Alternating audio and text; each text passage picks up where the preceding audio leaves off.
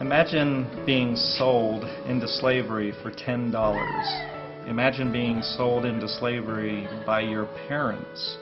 for $10. The next girl that you're going to hear from here, that is entirely her situation. Her drug-addicted parents sold her to a neighbor for $10 behind their house. A neighbor who then argued within the community upon her rescue that he had fair and square purchased her. Imagine the type of community where you believe that's the type of argument you can put forth and have right standing before your peers, before your neighbors. Watch, learn, and be moved by her story. This is Phang Moi, and I'm Marcus, and Phang Moi has been with us for about 10 years now. And when we first heard about Phang Moi, Samuel, who was working with us, had a lady up in a village in northern Thailand who was kind of keeping an eye out on things in terms of children that were extreme risk. And Phang Moi's story was that when she was about 6 years old, her parents both had drug addictions, and they were hooked on opium and things connected to that drug trade. And because of that, they had a lot of poverty in the family. There's a lot of times when Phang Moi didn't have enough to eat, and her parents would constantly fight, especially if there was any money. They'd fight over who had control of the money so that they could go out and buy more drugs. But one day, when they were desperate to get some more opium, Phang Moi's mother took her out behind the house and sold her for 300 baht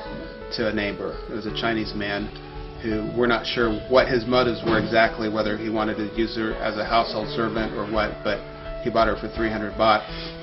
And when her mom got the 300 baht, both her and her husband both fled the property at that point.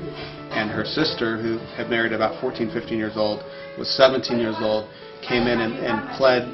on her behalf and took her into her house. And there was about a 3-month standoff between her sister and this man who had bought her. And at that point, our friend up in that particular town or city contacted us and told us about Phang Moi. And Samuel came in and paid the 300 baht to this Chinese man so that we could settle the debt, and took her into our home. And she's been with us ever since. And she's just got a sweet, beautiful spirit, and has just been an amazing blessing to us.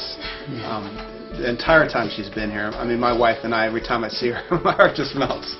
She's just such a sweetheart, and just has the love of Jesus in her heart. We're just so blessed that we could be a part of her life in a small and really significant way, because her life is precious to Jesus, and she's going to do amazing things in her life. Phang Moi อยากจะขอบคุณจริงๆนะ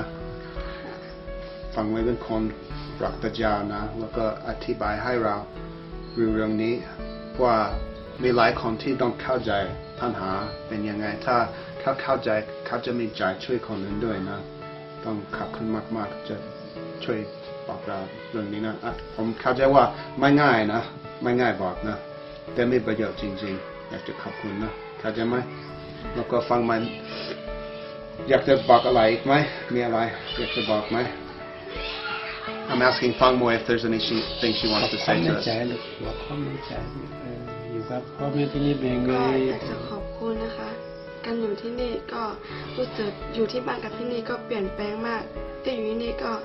ได้รู้จักกับทุกๆคนแล้วก็ได้เปลี่ยนเป็นชีวิตของตัวเองจากการที่เป็นเด็กที่แบบสกปรกเด็กที่ไม่สะอาดอยู่ที่นี่เขาช่วยดูแลแล้วเราก็เชื่อฟังเขาจนเราก็โตขึ้นมาก็เป็นเด็กที่น่ารักอีกคนหนึ่งของพ่อแม่ที่นี่ก็อยากจะขอบคุณพ่อกับแม่ที่เลี้ยงดูเราตั้งแต่เด็กขนาดพ่อแม่ของเราก็เขายังไม่คิดที่จะดูแลเราก็อยากจะขอบคุณค่ะ So Phang Moi just is saying she's grateful that she could come here. She said when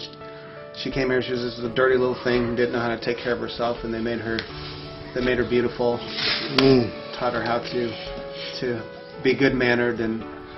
how to be successful in life, and brought her in a place where she was loved and cared for, and she's just extremely grateful, as you can see. พระเจ้าไอ้พังก็รักฟังว่าจริงๆนะ